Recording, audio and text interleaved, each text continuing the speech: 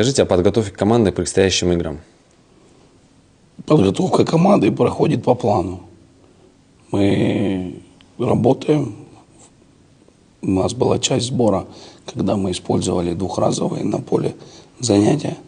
Сейчас уже перешли в одноразовый режим. Радует пока то, что у нас нет травмированных. Все идет пока по плану. У нашей команды уже был опыт игры с этими соперниками. И предстоят ответные матчи. Сможет ли этот фактор повлиять на успешность нашей сборной в предстоящих играх? Я надеюсь, что сможет. Понятно, что мы проанализировали ребятам. Сейчас на теоретических занятиях показываем типичные ошибки и типичные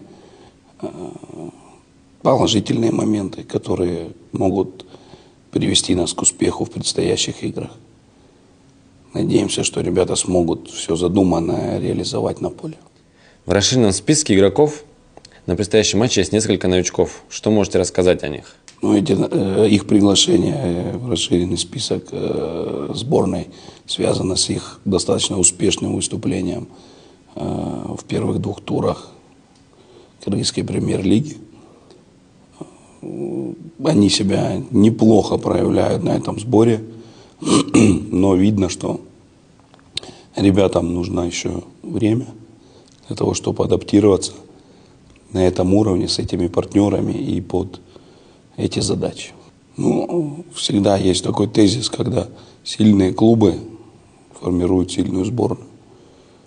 Я думаю, что нужно еще время, чтобы наши клубы окрепли, обросли инфраструктурой, обросли специалистами и вывели работу внутри клуба на новый уровень.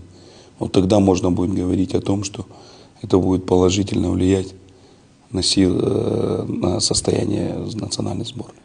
Всех интересует вопрос, почему Бекнас Алмазбеков не попал в расширенный список? На самом деле он попал в расширенный список, но мы постоянно с Бекназом на связи, и большая просьба была игрока не вызывать, не привлекать его к этим матчам. Почему? Потому что он достаточно большую часть подготовительного периода провел в Ю-20. Из-за этого у него возникли с его прошлым клубом проблемы. В итоге они закончились тем, что он расторг контракт.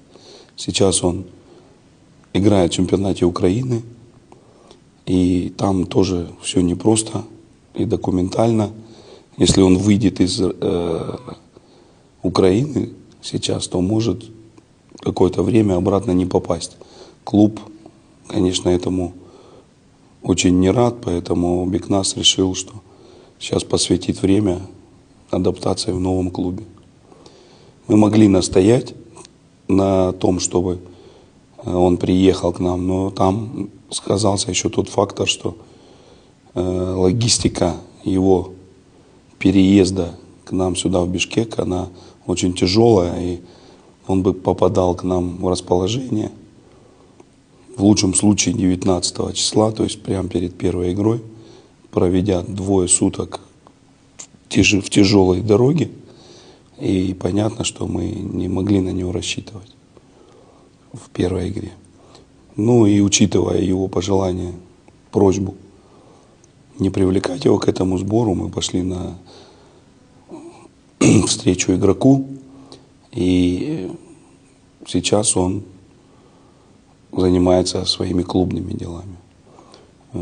Хотел бы особо отметить тот факт, что никакого конфликта у федерации или у тренера сборной с Бекназом нет, точно так же, как и у него.